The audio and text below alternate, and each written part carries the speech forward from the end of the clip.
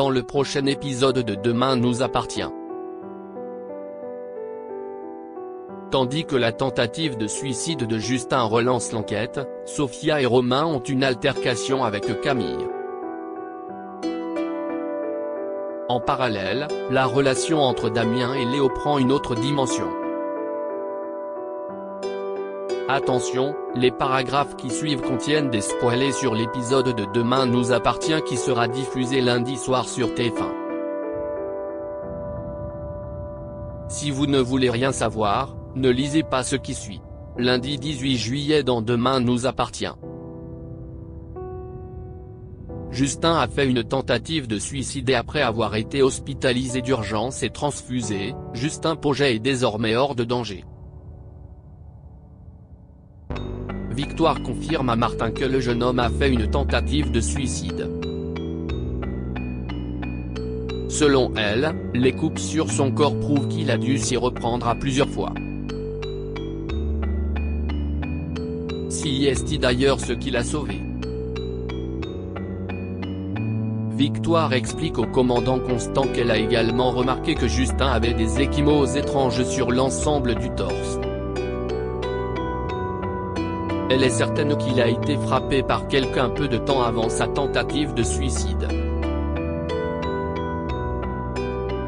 La vie continue malgré la douleur des récents événements.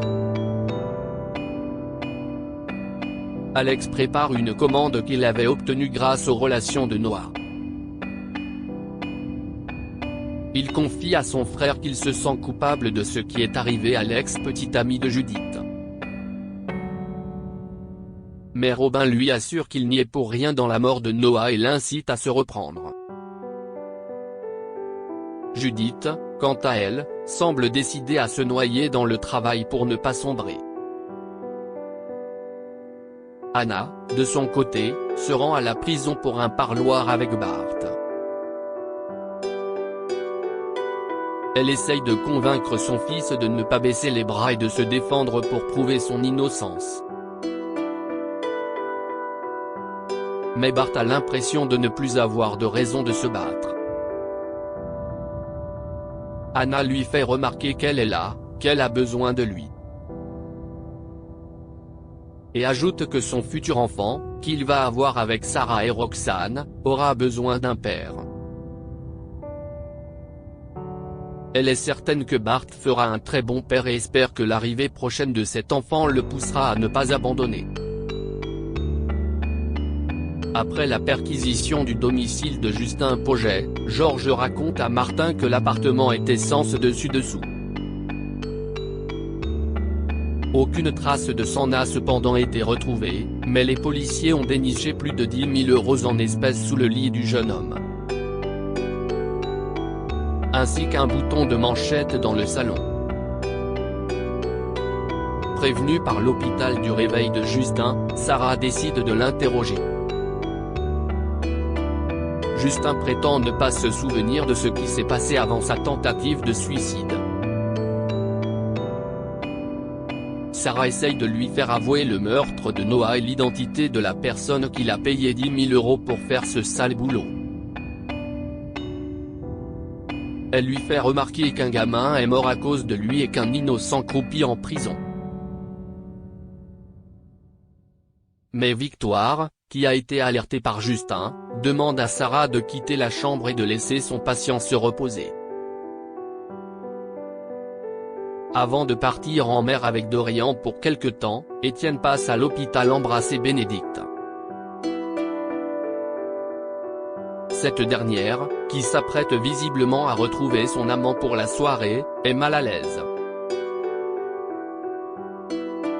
Étienne avoue à sa femme qu'il la trouve magnifique et qu'il aimerait presque ne pas partir en mer afin de pouvoir dîner avec elle et les amis avec qui elle prétend avoir rendez-vous. Il assure également à Bénédicte qu'elle va beaucoup lui manquer. Le bouton de manchette trouvé chez Justin a été analysé mais les prélèvements pour une recherche ADN sont insuffisants.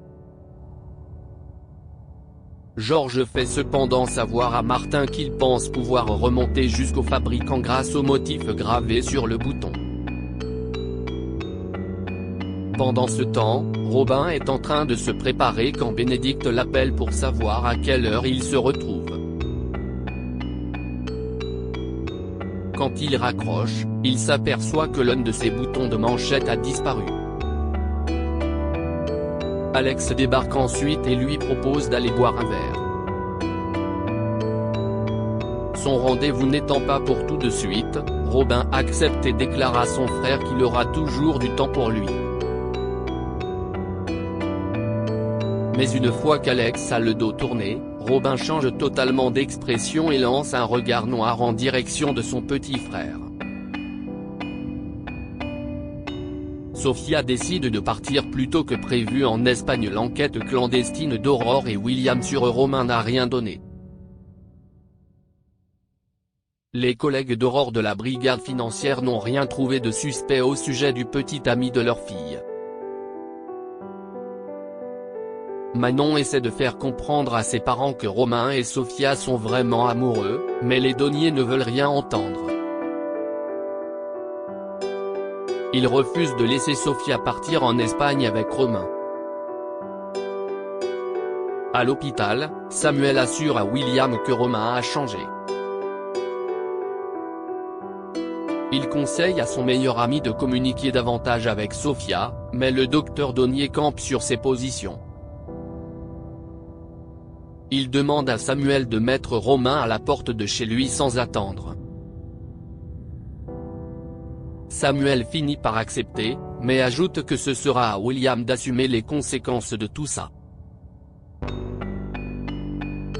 Pendant ce temps, à la paillote, Sofia et Romain croisent Camille qui ne revient pas de tomber nez à nez avec celui qui a essayé de tuer son père il y a un peu plus d'1 an. Elle demande à Romain de partir et commence à faire un esclandre. Sofia promet que Romain n'est plus le même, mais Camille ne veut rien entendre. Avant de partir, elle lance à Sofia qu'il ne faudra pas qu'elle vienne pleurer le jour où Romain s'en prendra à elle. Sofia vit très mal cette scène mais Romain avoue qu'il ne peut pas vraiment en vouloir à Camille de réagir de la sorte. Plus tard, contre toute attente, Charlie essaye de réconforter Sofia qui a l'impression que les gens n'accepteront jamais le fait que Romain ait changé. Charlie pense que Sofia doit suivre son instinct et ne pas se soucier de ce que pensent les autres. Surprise et touchée, Sofia avoue alors à sa meilleure ennemie qu'elle lui a menti et que la paillote qu'elle compte ouvrir avec Romain se trouvera en Espagne, et non pas à côté d'ici. Sans vraiment se l'avouer, les deux jeunes femmes réalisent qu'elles auraient pu devenir amies si les circonstances avaient été différentes. En fin de journée, Samuel, qui n'a pas franchement envie de tenir sa promesse à William, incite Sofia à parler avec ses parents.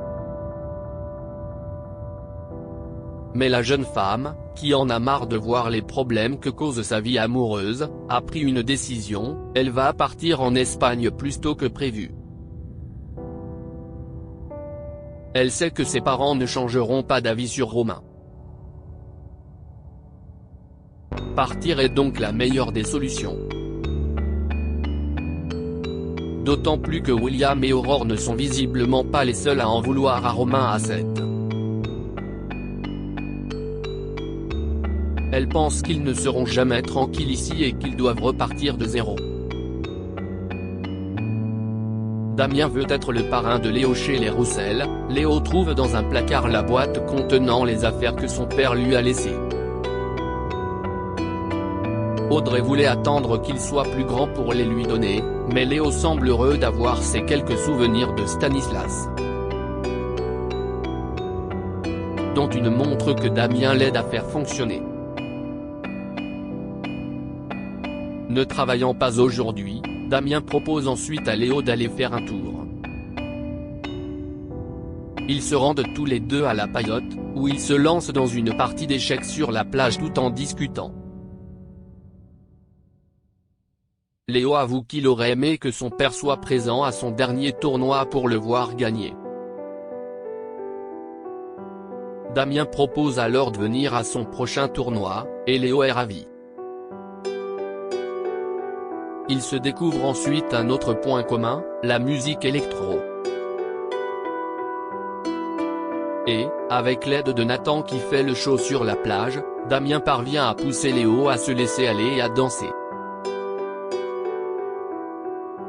Le soir venu, Damien fait une grande annonce à Audrey. Si est-il encore trop tôt pour envisager une adoption, il aimerait beaucoup être le parrain officiel de Léo. Audrey se demande ce qu'il en adviendra s'ils se séparent un jour, mais Damien jure que cela ne changera rien à son engagement ni à son affection pour Léo. Même si, pour Damien, il n'y a aucune raison qu'ils se séparent puisqu'ils s'aiment.